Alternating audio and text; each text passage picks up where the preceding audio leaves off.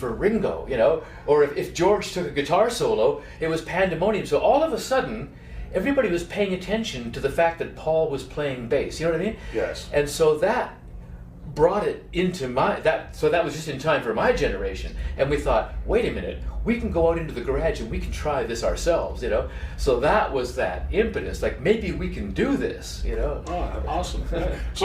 So like music was in your area, and it was just always in your face, and it was always in our face. And I had an absentee older brother. My mom was married twice, so I had an older brother whom I never really knew that well. Right. But he was like the alpha ace face. You know what I mean? Like he had the Elvis haircut right down. You know what I mean? Yeah. And he had the Eddie Cochran jeans with the cuffs rolled up and drove hot rods, and he was a car guy, right? So I never quite knew him. But right around the time when I was 10 or 11 years old, for Christmas, he stopped by the house and he gave me a Duane Eddy album. Duane Eddy and his twangy guitar.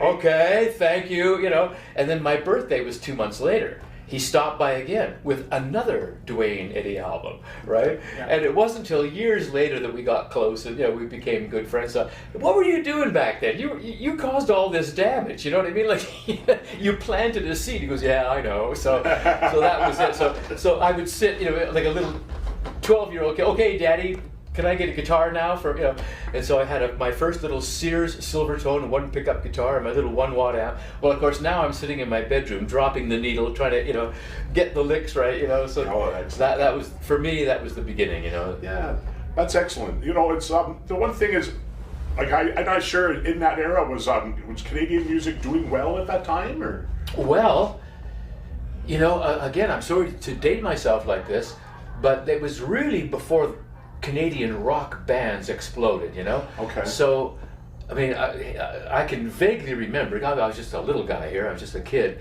but I was paying attention. I always wanted to be older. I wanted to be my brother's age. I wanted to, So I'd watch Ozzie and Harriet just so that little Ricky could be seen at the end of the show.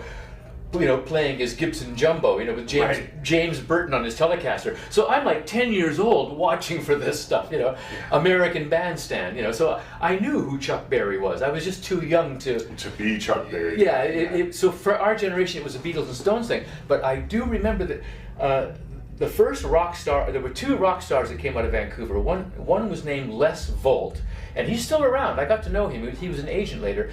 And the other was a guy named Buddy Knox. I've heard that name. And his big hit was Come On and Be My Party Doll. Party Doll was his big hit. Okay. So I thought, okay, these are rockers out of our hometown, And then there was all the Bobbies. Remember Bobby V, Bobby Vinton, Bobby Curtola, Bobby... Oh, yes, absolutely. Well, Canada's Bobby was Bobby Curtola, and he was playing a concert in Vancouver, and somehow he knocked on my parents' front door to ask if he could date my sister. Really? After the sound check, between the sound check and the concert, Bobby Curtola knocked on our door. Well, to me, this is like, holy smokes, there's a rock star here, And my dad said, no, you're a musician. You're no good for her.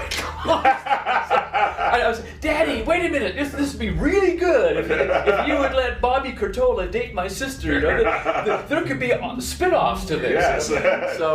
So as far as and then of course, as we know, the folkies came up, like Gordon Lightfoot, and gotcha. like all the people that Joni Mitchell went south. They all went south to make it, and that kind of thing. So I was aware of that scene, but I was too young to be a participant. But when the Beatles and Stones hit, and then when the hippie scene exploded in San Francisco, those bands were traveling by bus and car, and there was a little dance hall circuit.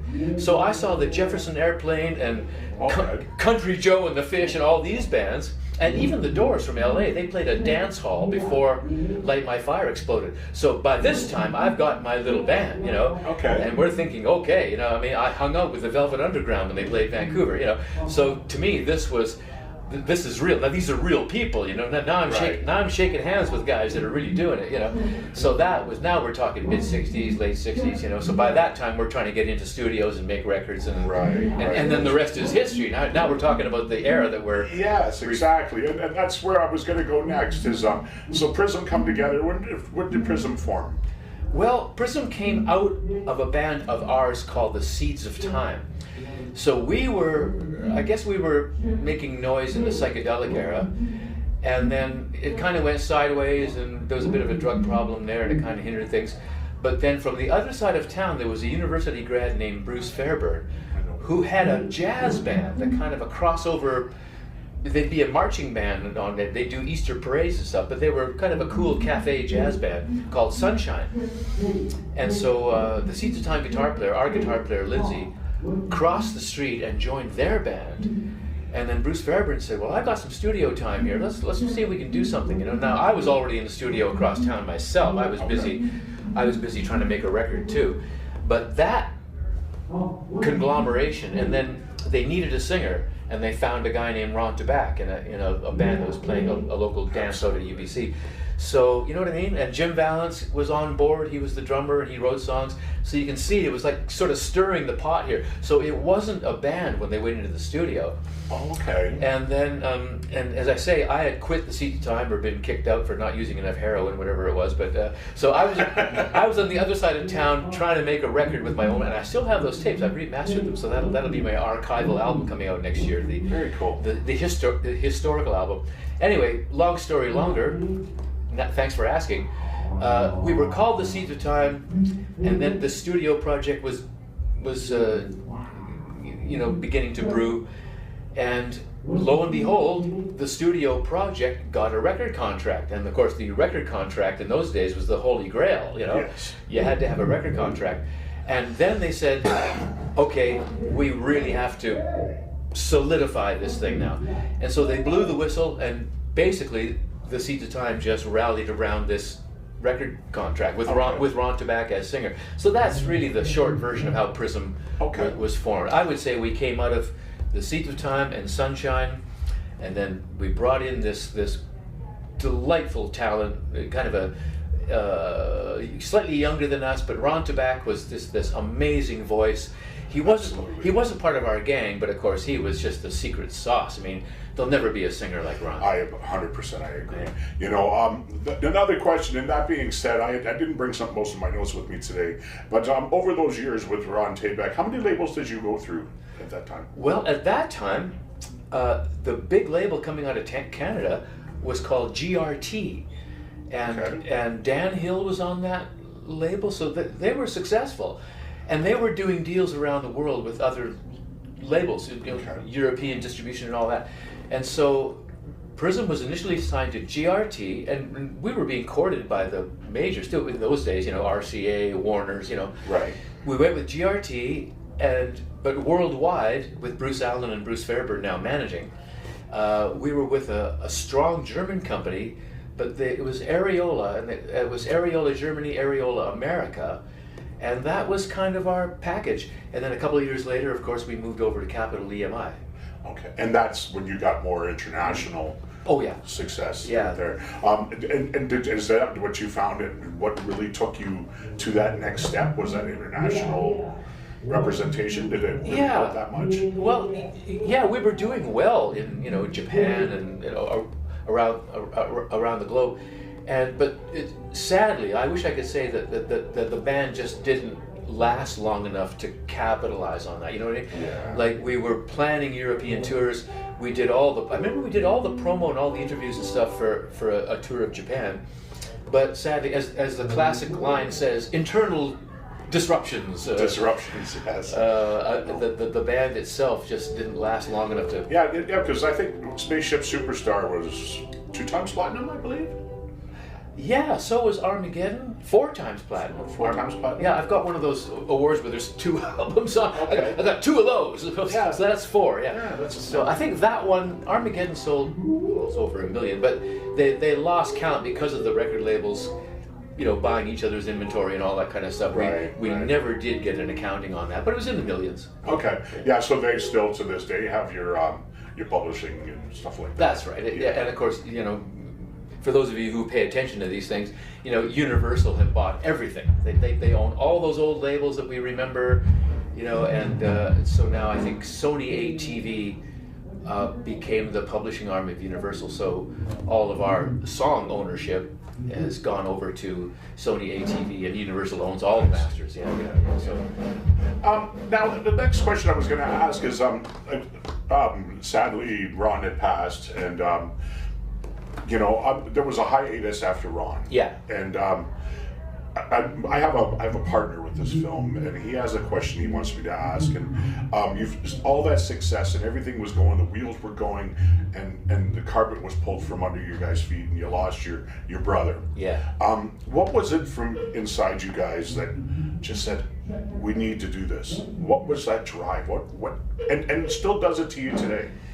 Well, thanks. Yeah, and a lot of people know the puzzle pieces in that story.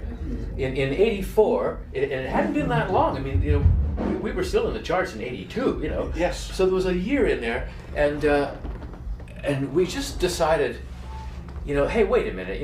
Let's patch up our differences, and and do this again.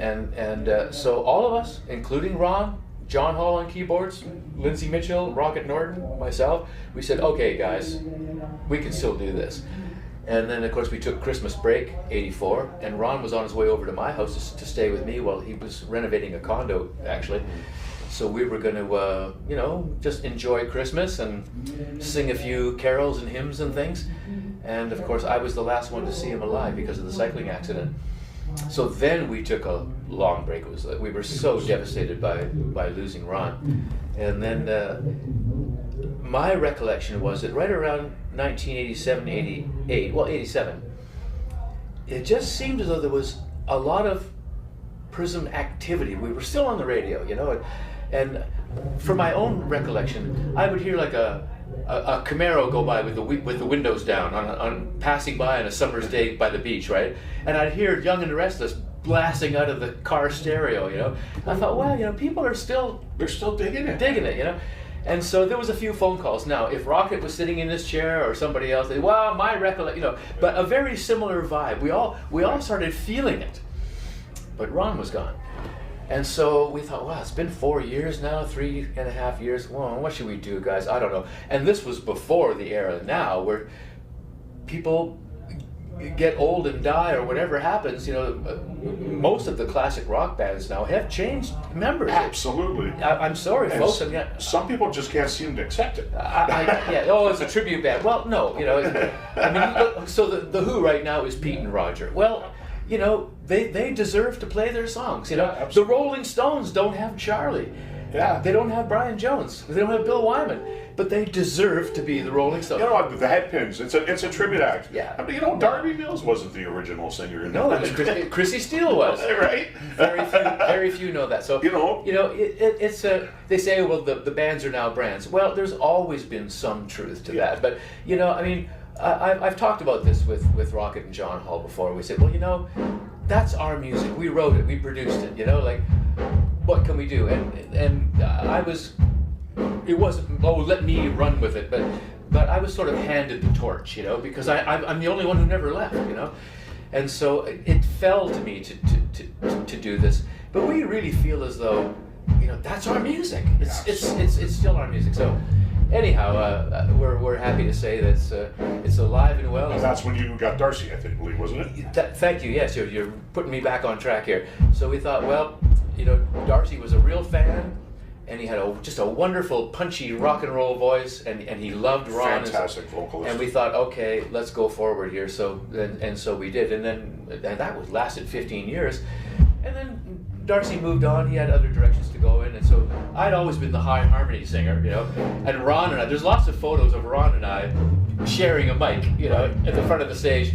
And so now I say this to the audience once in a while. I say, well, Ron used to stand here, and I would stand there, and we'd sing the choruses. Now I have to sing the verses too. So that's where we're at.